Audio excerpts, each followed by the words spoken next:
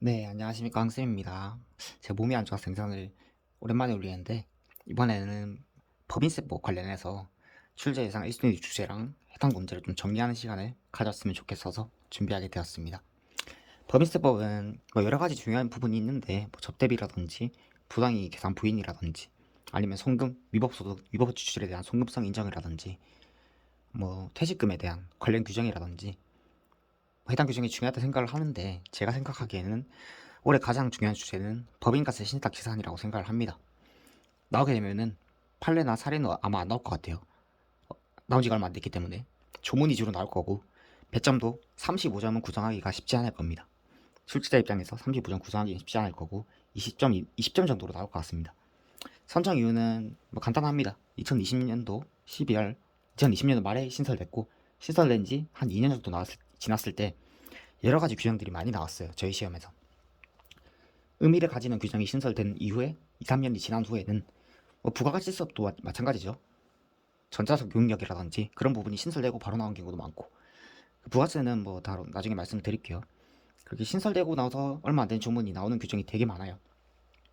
그리고 우리 세법에 예전엔 존재하지 않았던 신탁과세 유형을 세법 개정을 통해서 전세적으로 조문을 많이 구성을 하면서 정립해놨기 때문에 뭐 중요한 의미를 가지고 있다 생각을 합니다. 세 번째는 미국과 일본의 세법을 좀 도입했다는 점에서 어떤 특별한 의미를 가지고 있고, 교수님들도 이에 대한 관심이 조금 올라오고 있을 정도로 예, 관심 주제라고 생각을 해서 출제 선정 이유로 뽑았고요. 일단 신탁재산을, 그럼 신탁재산이 뭔지를 일단 뭔지 알고 가야겠죠. 신탁재산은 사법법상 원래 수탁자의 재산에 속해요. 소유권 이전이 넘어갔기 때문에 이게 취득세에서도 나오죠 나중에. 다만 신탁재산의 독립성으로 인해서 수탁자의 고유재산과는 구별돼요. 따라서 고유재산의 채권 채무 관계를 원인으로 신탁재산에 대해서 뭐 압류한다거나 이런 거는 행할 수가 없는 거죠. 법률상 명의는 수탁자지만 별도 법인과 같은 지위에 있습니다. 신탁재산과 관련해서 우리 법인세법이 취하고 있는 원칙적인 방법은, 법인세법 제5조상 명시되어 있는데, 신탁재산에 귀속되는 소득에 대해서는 그 신탁의 이익을 받을 수익자가 그 신탁재산을 가진 것으로 보고 법인세법을 적용한다. 이게 원래 일반적인 원칙이에요. 다만 제가 중요시하는 부분은 그 부분이 아니라 수탁자 가세 신탁, 법인 가세 신탁 재산에 대해서 공부하는 게 중요하겠죠. 따라서 조문 암기는 필수적이라고 생각을 해요. 조문이 되게 여러 가지에 변잡하게 구성이 되어 있기 때문에 법인세법 제5조랑 법인세 제75조의 10부터 18까지 전부 다 법인 가세 신탁 재산에 대한 얘기인데, 조문이 여러 가지에 흐트러져 있다 보니까 정리해서 답안지를 구성하기가 굉장히 쉽지 않습니다. 미리 정리하게 된다면. 뭐 유학서나 이런 방식으로 공부를 하신다면은 뭐 어떤 요건이나 이런 걸 정확하게 알고 가실 텐데, 근데 그게 느 조문에 속해 있는지는 뭐 알고 하는 게 좋다고 생각을 해서 좀 그거를 정리해서 한번 준비를 해봤습니다. 자, 요건은 법인가세 신탁 재산을 받기 위한 요건, 즉 수탁자 가세 신탁이 되기 위한 요건입니다. 첫 번째, 대상 신탁에 해당할 것, 제5조 2항에 있는 내용인데, 목적 신탁이라든지 수익 증거 발행 신탁, 그리고 유한 책임 신탁, 그리고 이와 유사한 신탁으로서 대통령에서 정하는 것이라고 규정이 되어 있습니다. 요거는 암기를 하셔야 됩니다. 이 부분에 대해서는 암기를 하시고, 그 다음에 조문이 따로 있지만 수익자가 둘 이상이며 위탁자가 신탁재산을 실질적으로 지배 통제하지 않을 것, 시행령 규정이 있지만 이 조문까지 해서 요건으로 서술을 하시면 될 것 같습니다. 답안지에. 자, 두 번째는 위탁자 가세 신탁의 경우, 이거는 법인세법 제5조 3항에 있는 내용인데, 자, 원칙적인 것, 즉 수익자 과세 신탁 또는 수탁자 가세 신탁에도 불구하고 다음의 경우에는 위탁자가 법인세를 납부할 의무가 있다라고 규정이 되어 있습니다. 이건 또는이에요. 첫 번째, 수익자가 특별히 정해지지 않거나 존재하지 아니하는 신탁. 이거는 굳이 암기하시기보다는 위에 있는 내용이 적용되지 않는 거겠죠. 수익자가 둘 이상이 아니잖아요. 특별히 정해져 있지 않거나 존재하지 않으면. 자, 그런 요건을 충족 못했을 때는 위탁자가 가세. 그리고 또 두 번째, 또는인데, 다음 경우에 위탁자가 신탁 재산을 실질적으로 통제하는 경우라고 말하면서, 첫 번째 경우는 위탁자가 신탁을 해지할 수 있는 권리, 수익자를 지정하거나 변경할 수 있는 권리, 신탁 종료 후 잔자산을 귀속받을 권리 등을 보유하는 등 신탁 재산을 실질적으로 지배 통제하는 경우. 읽어보면은 다 실질적 지배 통제 내용이죠. 이것도 암기를 하시고, 두 번째는 신탁 재산을 원본으로 받을 권리에 대한 수익자는 위탁자로. 원본은 내가 받는다. 수익을 받을 권리에 대한 수익자는 위탁자의 지배주주 등의 배우자 또는 같은 주소 또는 거소에서 생계를 같이 하는 직계 좀비속으로 설정하는 경우. 자, 무슨 말을 하는지 한번 이해를 해보면 될 것 같아요. 위탁자가 법인세를 납부할 의무가 있는 경우, 법인의 지배주주 등의 배우자 또는 같은 주소 또는 거소에서 생계를 같이 하는 직계 좀비속, 친족관계에 있는 자에게 수익을 받을 권리를 넘기는 거죠. 이것도 실질적 기백통제한다고 보시면 돼요. 이렇게까지 암기는 필수적으로 이루어져야 된다고 생각을 하고, 저는 나오게 되면 해당 조문까지 나온다고 생각을 합니다. 요 조문까지. 신탁재산에 대한 법인세 과세 방식의 적용. 그러면 수탁자 과세 신탁이 뭔지 알겠는데 어떻게 과세 방식을 적용할 것인가에 대해서 물어볼 수 있는 여지가 충분하다 생각을 해요. 첫 번째는 법인과세 수탁자는 법인과세 신탁재산에 기속되는 소득에 대해서 그 밖의 소득과 구분하여 법인세를 납부해야 한다. 자, 첫 번째 얘기했던 신탁재산의 고유재산 구별, 요 내용에 대한 내용이죠.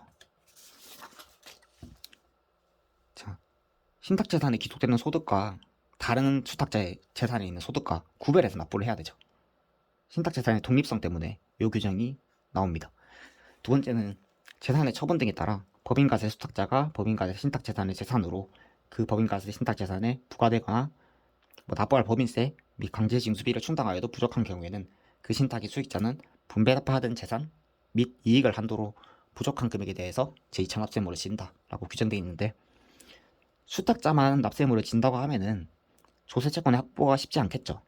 그렇기 때문에 대부분의 규정에서는 위탁자, 수탁자가 나온 규정에서는 2차 납세물 또는 수익자의 경우 물적 납세물 이런 부분이 항상 있으니까 그 부분은 예전에 있던 조문과 똑같이 서술을 하시면 됩니다. 그리고 추가적으로 2차 납세 의무를 진다고 얘기를 했으니까 2차 납세 의무는 항상 부정성, 보충성을 가지고 있습니다. 국기법에 나오는 4가지 2차 납세 의무의 경우에도 모두 똑같이 나오죠. 그렇기 때문에 3점짜리 구성에서 불복의 실익이나 이런 부분에 대해서 물어볼 수도 있을 가능성이 있다고 생각합니다.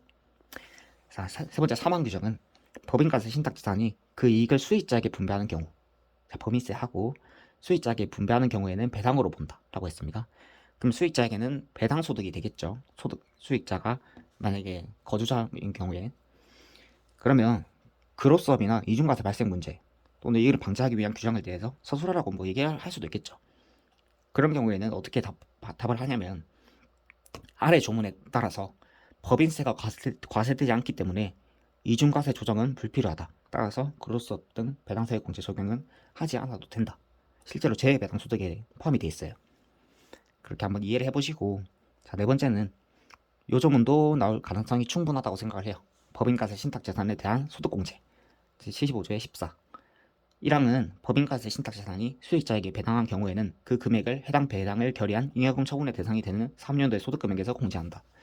요 조문을 다른 어디선가 본 적이 있을 겁니다. 그게 유동화 전문회사 등에 대한 소득공제죠. 배당 가능 이익의 90% 이상을 배당한 경우에는 소득공제를 하게 돼 있죠. 그 규정은 똑같은 규정. 그러니까 이런 것들도 다 물어볼 수 있습니다. 해당 규정과 유사한 규정에 대해서 서술하시오. 어떤 방식으로 시험에 출제될지는 알 수 없기 때문에 가장 중요한 주제라고 생각을 한다면 거기에 대한 거 추가적으로 나올 수 있는 응용적인 부분들에 대해서 미리 파악하시고 가시는 게 좋다고 생각을 합니다. 2항은 배당을 받은 법인과세 신탁재산의 수익자에 대해서 법인세법 또는 조세특례 제한법에 따라 그 배당에 대한 소득세 또는 법인세가 비과세되는 경우에는 1항 즉 소득공제를 적용하지 아니한다라고 규정되어 있습니다. 당연하겠죠. 자, 소득공제하고 비과세까지 된다면 어떤 소득에 대해서도 과세되지 않는 불합리화성 과세 형평과 문제 결합돼서 나올 수 있겠죠. 과세 형평, 조세 평등 중에 위배되기 때문에 당연히 소득공제를 적용하지 않는 게 원칙이겠죠. 유동화 전문회사 등에 대한 소득공제도 해당 내용이 있습니다. 이렇게 해서 조문 위주는 제가 사실 말할 게 많이 없습니다. 조문 자체가 중요하기 때문에 관련된 판례도 없고, 그렇기 때문에 다만 법인세법상 가장 중요한 주제가 저는 이 주제라고 생각하기에 그냥 조문을 함께 같이 정리해보는 시간을 가지고 싶어서 준비를 하게 되었습니다. 별 내용 없는데 잘 한번 같이 공부하면서 잘 외워보시고 시험 얼마 안 남았지만 건강관리 잘 하시고 좋은 결과 있으시길 바랍니다. 네, 이상입니다.